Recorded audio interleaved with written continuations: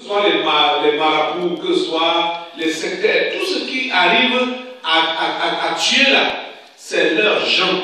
C'est les gens de ces victimes qui ont le même sang que eux qui les livrent. Ta mort ne vient jamais de loin. Le plus souvent, on va accuser les collègues de service, on accuse les voisins, on accuse les camarades, machin, tout ça. Et on a seulement fait la passe. On a seulement fait la passe. Donc, je vous dis que tous ceux qui font des sacrifices humains là, tout ce qui livre les gens, que ce soit des hommes d'affaires, les promoteurs, des agents de voyage, et vous savez que partout, dans tous les secteurs, les gens font des sacrifices humains pour pouvoir avancer. Je vous dis que s'ils arrivent à tuer les gens, c'est avec la complicité des membres de leur famille. Vous allez voir des accidents de route, là, des corps déchiquetés, comme ceux-là vont tuer, ils ont sacrifié. On va accuser seulement ces agences-là, garantie, finesse ou quoi, ça. C'est vrai qu'ils sont complices, mais ça a commencé dans les familles de ces gens-là qui ont été déchiquetés en route. Vous comprenez, non? Donc, comment les gens font donc des sacrifices avec une conscience, entre guillemets, tranquille? C'est parce qu'ils disent que Dieu même a initié ça avec le père de la foi, Abraham. Mais regardez, je vous ai dit que ce que le diable fait pour imiter ce que Dieu peut faire, ce n'est pas la même chose. Les intentions ne sont pas les mêmes. Vous comprenez ça? Parce que Dieu n'a jamais dit à Abraham, en lui demandant de lui donner son fils unique, il lui a jamais dit que Abraham, je te demande de me sacrifier ton unique fils et je fais de toi un grand riche, un grand homme d'affaires, un grand dirigeant, un directeur ou un président ou un ministre. Est-ce que Dieu lui a fait ce genre de promesse-là? Vous avez bien suivi la lecture. Peut-être c'est moi qui me trompe dans les commentaires. Vous avez bien suivi la lecture. Est-ce qu'il avait une promesse que Dieu a faite à Abraham en lui demandant maintenant de livrer Isaac? Hein? Mais comment les sacrifices se font là-bas dehors? Comment les sacrifices se font là-bas dehors? Hein? On demande des sacrifices en contrepartie du positionnement qu'on peut avoir, non? De l'élévation qu'on peut avoir, non? Mais ce n'est pas ça que Dieu a demandé à Abraham. Dieu ne lui a pas dit qu'ok Abraham, comme tu vas là, pour que tu aies beaucoup d'argent, tu dois donner ton fils unique.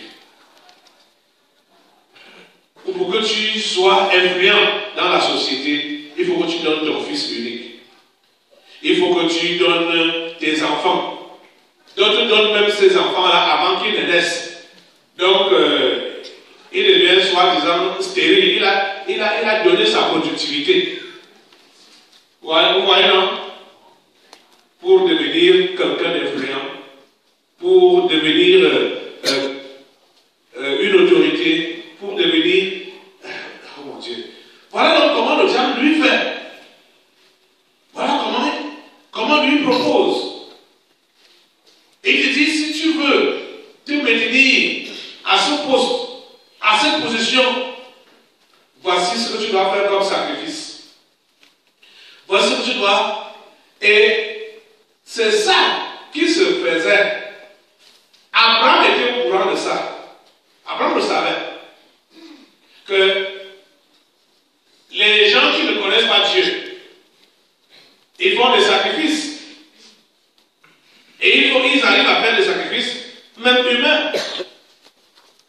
Et vous voyez, quand Abraham est entré en alliance avec Dieu, en lisant ce texte de Genèse 22, nous comprenons que Isaac a grandi dans cette maison et savait comment les sacrifices se faisaient.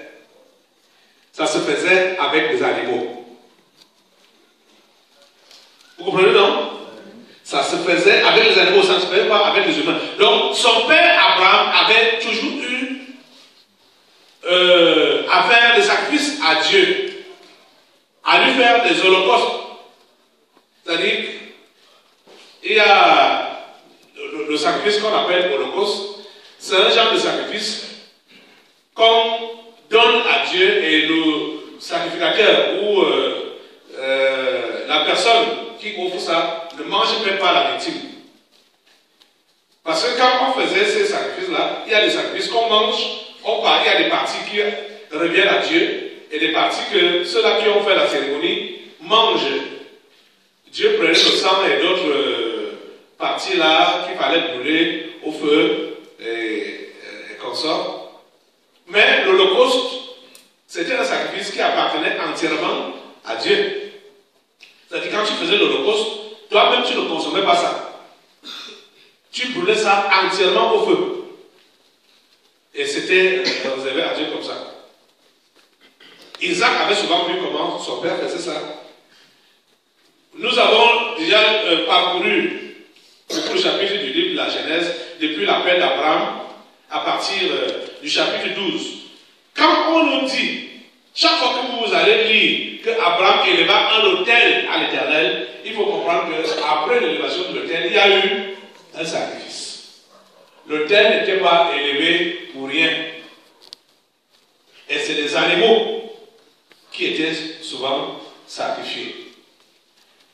Parce que quand l'alliance est coupée, ou quand l'alliance est engagée, il y a un repas qui suit. Vous comprenez ça? Donc c'est ça qu'Abraham faisait. Isaac est né et a trouvé que son père faisait comme ça. Mais, et les peuples voisins faisaient aussi des sacrifices, mais eux, ils arrivaient à faire des sacrifices humains pour d'autres raisons. Et vous comprenez très bien que ce n'est pas Dieu qui avait initié ça. Et il faisait ça parce que vous savez que comme Dieu avait dit, et on le sait, que l'âme est dans le sang. Ces gens-là, en faisant des sacrifices humains, même certains sorciers ont expliqué ça ici, là, en faisant donc des sacrifices humains, en buvant le sang humain et en mangeant la chair humaine, c'est pour avoir plus de pouvoir. Vous voyez, non? Puisque il y a un ancien sorcier qui nous avait expliqué ici que quand je lui ai demandé que la sorcellerie là-même c'est quoi, hein? L'ongle là-même c'est quoi? C'est quoi? Il m'a dit que c'est la recherche du mystère. Donc quand on dit, parce qu'en étonne on dit Adjamban, donc chercher. Donc l'ongle là, chercher c'est Djam, Adjam. Donc Mben c'est mystère. Parce que je ne comprenais pas ce que ça signifiait. Je lui ai demandé, mais ça veut dire même quoi? Adjamban là c'est quoi? Il dit que c'est la recherche du mystère. Et ils commencent donc par la recherche. Et quand ils arrivent à manger la chair humaine, à boire le sang humain, ils ne cherchent plus. Ils vont donc dire maintenant que maintenant c'est-à-dire que je fais déjà, j'ai déjà trouvé. Je cherchais, j'ai déjà trouvé, maintenant je fais, je pratique. Ouais, non? Parce que le diable fait donc comprendre que quand toi, humain, tu arrives à consommer un homme humain, tu reçois ses pouvoirs. Donc, vous voyez donc qu'ils se mettent donc à la chasse, oh mon Dieu, à la chasse. À la chasse des autres humains, à la chasse des simples. C'est la raison pour laquelle vous allez voir les sorciers vieillir. Ils vieillissent, ils vivent pendant longtemps. Parce qu'il faut manger les vies des autres. C'est-à-dire se ravitailler chez les autres. Vous avez déjà remarqué ça, non? Les sorciers ne vont pas souvent vite. Dieu savait ça. C'est la raison pour laquelle il avait dit que tu ne laisseras pas vivre la sorcière. Il savait que les sorciers vont vivre et manger tous les simples. Et ils sont toujours là en train de vivre. C'est pourquoi il a dit que ne le laisse pas vivre. Il n'a pas vieilli. Ouais. Comme on n'est plus à ce temps-là où on prenait Dieu avec la pyramide, nous avons une autre méthode. Maintenant là, on a le feu. Vous comprenez, non? Je vous dis qu'il vous suffit de vous placer au deux pieds là, sur le roc qui est Jésus. Vous êtes un destructeur des sorciers de votre famille. Amen. Vous allez les décimer. Parce que Dieu est derrière vous. Hein? Parce qu'il a dit que tu ne laisseras pas vivre la sorcière. Tu comprends ça? Tu ne vas pas leur lancer les cailloux ou aller les macheter. Non. Tu leur lances le feu. Tu les détruis par le feu. Tu as cette autorisation-là. Tu as ce pouvoir-là. Mais sois sûr que tes deux pieds sont sur le roc. Et sois sûr que tu marches en conformité avec sa parole. Tu comprends, non? C'est ça. C'est ça seulement qu'il faut savoir et qu'il faut faire. Parce que vous allez le remarquer que dans toutes les familles, j'avais dit que dans toutes les familles où il y a des sorciers, comme s'il n'y avait pas de sorciers dans notre famille. Les sorciers sont dans toutes les familles. Et vous allez remarquer que c'est eux qui vivent longtemps.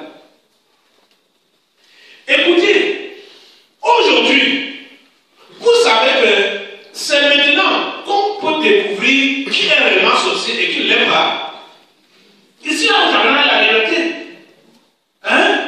Vous le savez, non? Et vous savez, on a souvent soupçonné les sorciers. Il y a des tueries dans les familles. On va chez les marabouts pour savoir qui a fait ça, qui a fait ça. Les marabouts sont en train de les jongler comme ça. Ils jonglent. Le marabout ne peut pas dévoiler le vrai sorcier de votre famille. Puisque vous savez que ces gens-là prennent même souvent les visages des simples pour aller faire leur sorcellerie. Ce sont ces simples-là qu'on va souvent voir. Ceux que les marabouts disent que c'est eux les sorciers, ce n'est pas souvent eux qui sont les sorciers. S'il arrive même à pleurer à côté du sorcier, ça veut dire que celui-là est même déjà mort. Donc comme il ne vit plus, il peut dire que c'est lui qui est la cause de tes problèmes. Pourquoi? Parce qu'il ne vit plus. Ou bien non, il ne peut pas dénoncer celui qui est vivant. Le marabout ne peut jamais dénoncer le sorcier qui est vivant dans votre famille. Jamais. Vous comprenez ça? Et vous-même, vous êtes d'accord avec moi que, je veux dire, ceux parmi vous qui ont eu cette grâce-là, d'avoir les vrais sorciers de leur famille dénoncés, ça a été un choc quand vous avez entendu ça. Bravo. Ça a été un choc. Mais ce n'est pas possible. Et vous voyez donc que c'est le langage qui s'utilise donc pour se défendre. Est-ce que je peux te porter pendant 9 mois et je garde ta vie?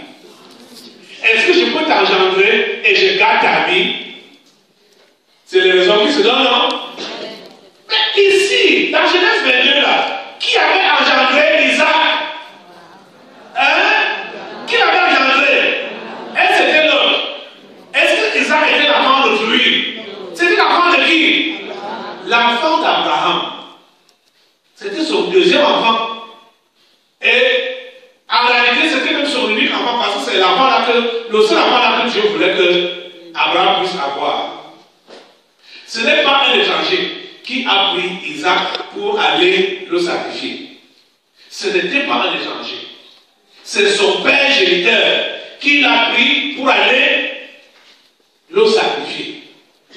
Ne pense pas que c'est un étranger qui sera à l'origine de ton sacrifice. Non! C'est celui qui a les pouvoirs sur toi. Vous comprenez, non? C'est celui qui a les pouvoirs sur toi. Donc quand ils vont dire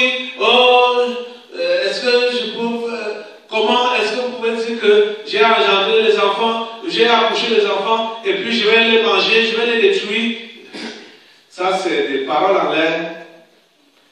Vous comprenez? C'est des excuses que vous avez souvent entendues. Et même les autres sorciers d'à côté vont le soutenir dans ces déclarations-là, que ça ne peut pas être possible. Comment est-ce que quelqu'un va porter l'enfant 9 mois dans le ventre, élever l'enfant, le mettre à l'école, l'enfant devient une grande personne et commencer maintenant à détruire cette vie-là? Alors que c'est ça qui s'est passé en réalité. C'est ça qui s'est passé.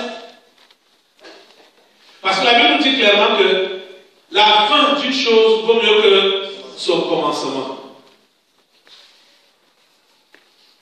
Et vous devez comprendre une chose. Dieu n'a pas laissé tous les pouvoirs à Satan.